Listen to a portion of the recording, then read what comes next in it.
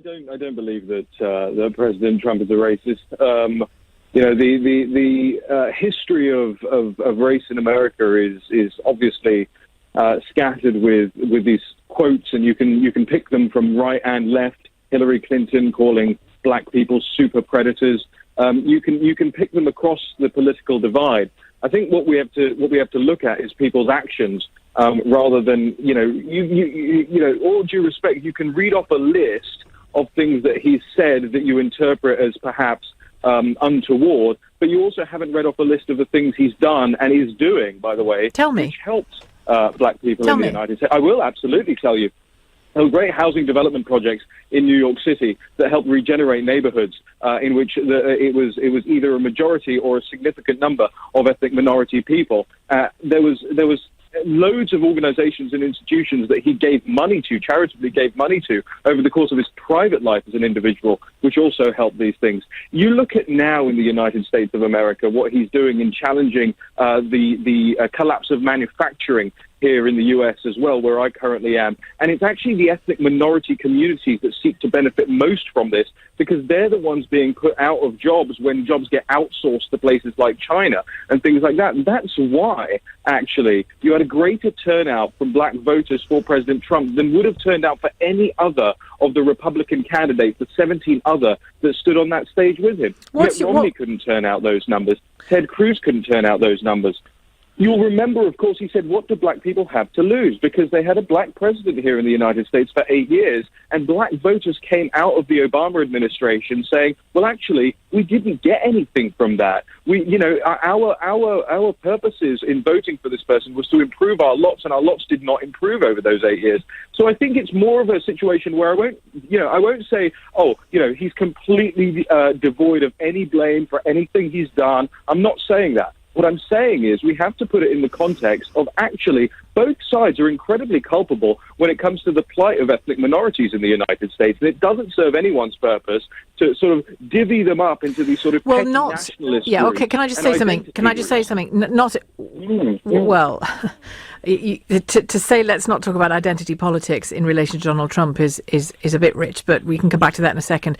I'll tell you in a minute. I just wanted to focus on what you said before that point. When even Barack Obama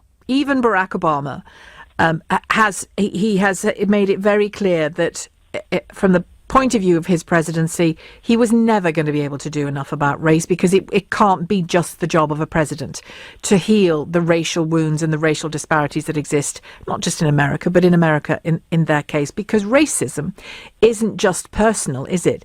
It's in any society where racism exists in the foundations of that society. Would you accept that, Raheem Kassam? Yes, I do.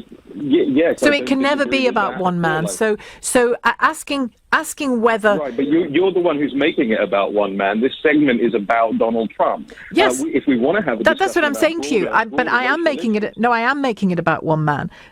Because I want to know whether... Well, you've told me you do not believe he is racist. But I also... The reason I bring Obama's comments in was it's not...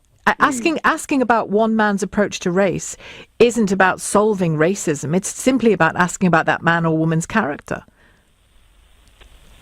Yes, I think solving racism is a much deeper job, longer job, harder job than that.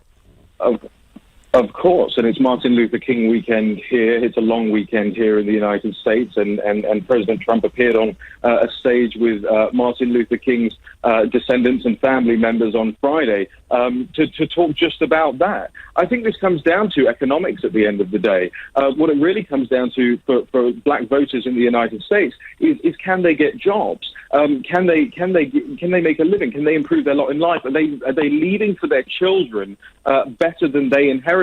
And I would argue that this president is doing more for those people than the last administration did. And I don't think there's much evidence to say that that's the contrary. But Raheem Kassam, jobs of course matter. The economy matters, of course. But a person in any society, whatever colour they are, they need more than just a job, don't they?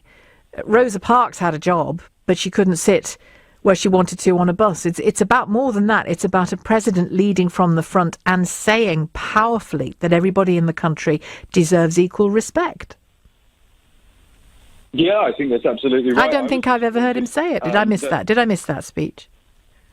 I think you did miss it. I think he said it multiple times, in fact, and I think he's also given incredibly lengthy speeches during the campaign on this. I was disappointed and on the back of Charlottesville, but I understand that what he was seeking to do on the back of Charlottesville, and I was there in Charlottesville on the day, by the way, and what he was seeking to do was there was a lot of confusion about who these groups were, who they were acting on behalf of, and who was constituent parts of these separate protest groups in Charlottesville. There weren't just two sides, by the way. There were a whole bunch of different groups, and he was waiting to hear back from his advisors. Well, who am I talking about when I go out and condemn people en masse? Well, and it's when one of those groups is holding Nazi flags, it's quite easy to say who you're talking about, isn't it? You're talking about neo-Nazis. You didn't frankly have the balls to put country before party.